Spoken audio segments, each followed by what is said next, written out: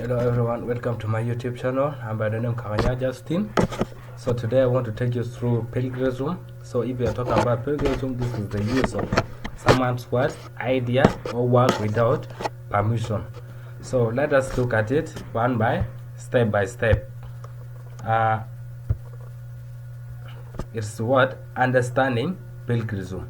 So the first one, from our presentation outline, we shall be looking at the definition of plagiarism, the types, the consequence, prevention strategy, and then the quick example. Let us start. By definition of plagiarism, this is the act of using someone else's work, idea, or work without giving proper credit and presenting it as your own. That is the definition of plagiarism. And there are types of plagiarism. The first one here is what we call direct plagiarism. This is copying text word for word without citation. For example, copying paragraph from a book into your essay without quote or citation. That is what we call direct plagiarism. And then there is what we call self-plagiarism. This is reusing your own previous work without permission or citation. For example, we have submitting the same essay for two different courses. And then the third one is what we call paraphrasing plagiarism. This is rewriting someone else's idea in your own words without citation. For example, we can say summarizing a research article but not citing it. And then the fourth one is what we call accidental plagiarism. This is forgetting to cite or misquoting unintentionally. For example, if you have forgotten to put the source of information in your reference, that's what we call accidental plagiarism. You are forgetting it. You have forgotten it unknowingly.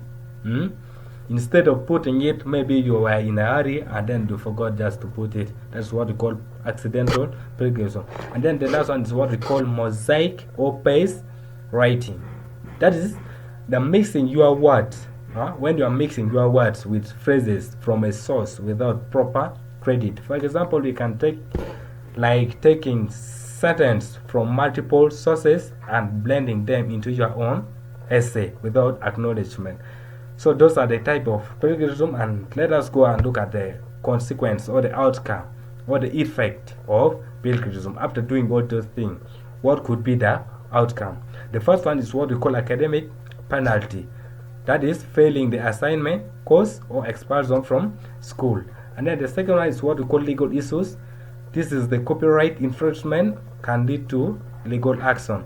And then the third one is what we call loss of credibility. If you are talking about loss of credibility, this is the damage. This damages your reputation as a trustworthy researcher or student. And then the fourth one is what we call ethical violation. This shows dishonesty and lack of integrity. And then the last one is what we call missed learning opportunity, prevent development of your research and writing skills. So all those things, those are the outcome or the effects, the consequence of plagiarism. So now, having looked at the consequence, let us also go ahead and look at the prevention. How can we prevent those things? The first one is what we call proper citation. Always give credit to authors using PAPA or MLA or other style. And then the second one is what use quotation mark, enclose direct quotes in quotation mark and cite the source. Paraphrase correctly. Rewrite in your own words and cite the source. Keep research notes, track all sources while collecting information. Use plagiarism checker tools like Turnitin, Grammarly, or PlagScan help detect accidental plagiarism. And then we have what we call understand copyright rules. Avoid copying images, short or large text block without permission. Then summarizing by the quick example of plagiarism, the first one is what we call original text. Excessive use of social media negatively affect the mental health of teenagers.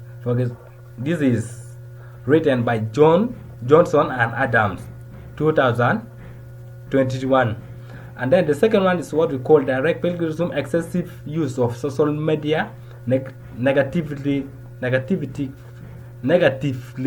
affect the mental health of teenagers.